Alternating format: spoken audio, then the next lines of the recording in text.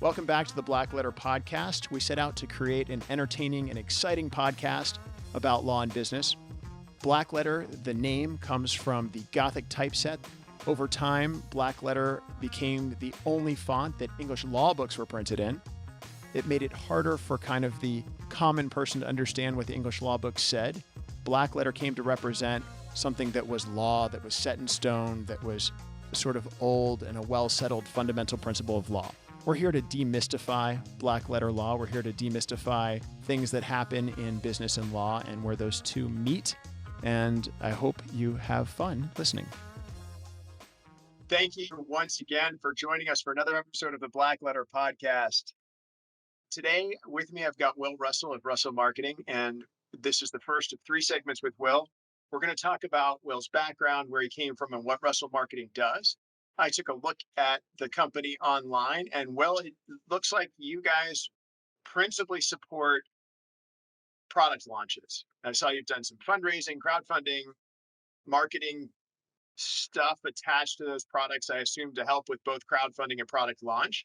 Super interesting. I know that, our law firm, which, amongst the 80 or so lawyers we have, probably run into 100 or more companies a year that are looking for how do we do crowdfunding and how do we not just legally do crowdfunding, because the platforms take care of a lot of that, but how do we do crowdfunding practically so that it's successful? I hope you do that, and I can extract some of that from you for our listeners, because I think that'd be very interesting and valuable. So how long have you been in America then? So yeah, I've been here 12 years now. For the first few years, I pretty adamantly maintained the word football as I spoke. Right. But I actually used to be, where I am, but I used to be in full-time a football coach, soccer coach. And so working in the US, it's impossible to maintain the word football when you're working with US kids playing soccer. So over time, I've adapted, and whenever I go home, I get bombarded with criticism and people joke at me, which is fine. So I think I'm a little bit of a hybrid now, but I do try and maintain that English core. Sure. No, I understand. I went to school in Switzerland at a school that was principally English, and as an American, so I had to deal with the opposite problem. But And they yeah, called it yeah. American football all of the time, of course. And I had to put you in every single word, or I got marked off for spelling, which was sort of annoying as an American. I It's a wanted to big one. protest. That's a big one, that's a big one to get used to. And then it's even harder to revert back when I speak or when I write it to English people. Sometimes we have clients based in the UK. It's very tough to remind myself and remind Google that no, I'm speaking to an English person here. We need those U's. So in Word, you can actually switch your language from American English to Oh British yeah, English. I So have to yeah, do that. Yeah, from if time to if you time. I didn't have that when I was in high school because I'm much older than you, and it was handwriting. But I always got little, like, the first year in ninth grade, I got little arrows with U's inserted into all of my Ah, words. Anyway, there you go. side note. So tell me a little bit, a deep dive, what this 5-step approach is to a product and how it differs from what everybody else does. In fact, tell me, I guess, what the kind of standard approach is and what you do that's different. Well, with any product launch, most agencies in this space or most individuals managing their own marketing are going to be implementing a relatively similar structure. It's complicated, and I think there's deep expertise needed for it. But it's not rocket science, or it's not super secret sauce. It's digital marketing strategies that are adapted for launches. So we're talking about things like paid advertising funnels, which most people who do marketing will be aware of already. We're talking about kind of conversion rate optimization strategies, which is about getting people to your website to take the action you want them to, which is obviously applicable to anyone, not just someone launching. So the overall strategies are common strategies, but for launch agencies like us, we have to apply them to obviously a launch, and that's where some of the challenges come in, or some of the nuances come in. So one example of that is going to be what I like to call absence blindness. And with regular marketing, if someone's marketing on their website, they're running e-commerce advertising perhaps, then they can watch that data come in real time, see what someone's doing on their website today in the last 24 hours, and then make changes. Now, if you're launching, you don't really have that time. If you're going to launch, you have one shot at that launch, and you can't launch, see what happens, and then kind of change things around. In theory, you can, of course, but in practice, that's going to be a really tough thing to do.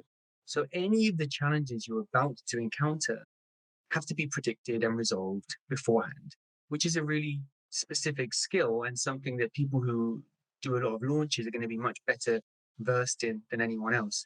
So for us, we have this 5-step system, as we spoke about, that we implement for these launches. I'll touch on it quickly for you. Step one is validation. And that is essentially about understanding how this how this product with this price and positioned in this particular manner is going to perform in the market.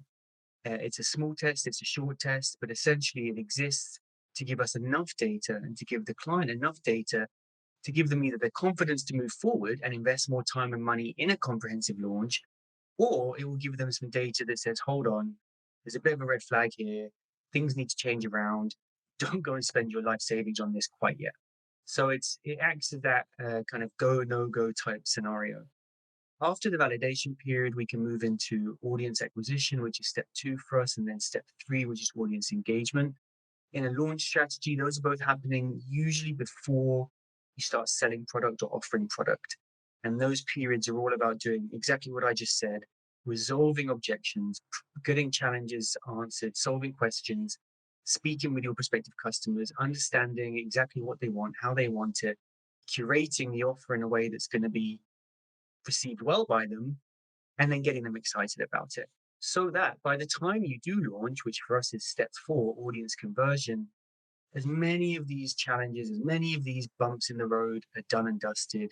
And for the offer you've got, the product you've got, the positioning, the landing page, the content, the videos, etc., is as close to spot on as you can get.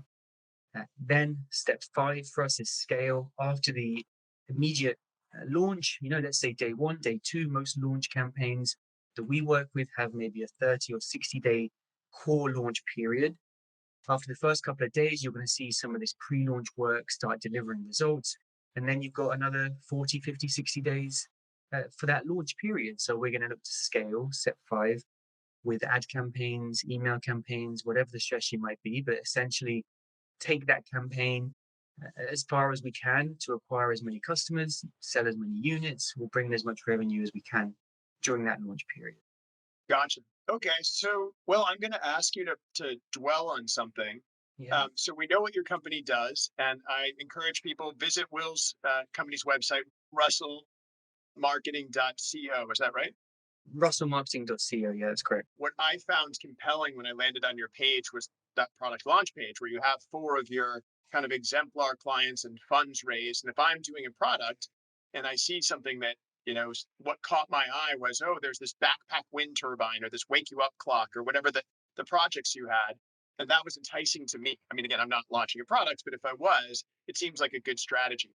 So for our next segment, I'm going to ask you, people are going to want to know, I think, because I get this question too from clients on the crowdfunding side, what is the, I guess, single most effective thing you can do as not as a marketer, as you, but what you see products do, their single most, the thing that makes them the most appealing in their marketplace. What is that thing? What is that secret sauce? Usually segment 2 is a business challenge, and I want to ask you that too and think about that. But I'm really curious to know this, and I think people are going to come back and listen to segment 2. If you have an idea, having launched all these products, and I saw you've raised millions of dollars for each of the products launched, what is it that made those 4, for example, on your webpage successful versus others that may not have tested well, or that tested well but then didn't succeed? Because I'm sure you've seen that too. I'm sure you have some thoughts on that. Yeah, So I have many thoughts on that. So I look forward to sharing them. good. Okay, well then, thank you everybody for joining us for this episode of the Blackletter podcast. We are going to see you in segment 2 when Will comes back with the secret sauce to how to launch your product. We're going to discuss a business challenge that he's faced or faced on behalf of one of his clients. We will see you in the next segment. That's all for today's episode of Blackletter. Thanks again for listening. Join us next time when we talk about more Blackletter issues in creative ways. Make sure you subscribe to the podcast so you never miss an episode, and check out our website at blackletterstudios.com.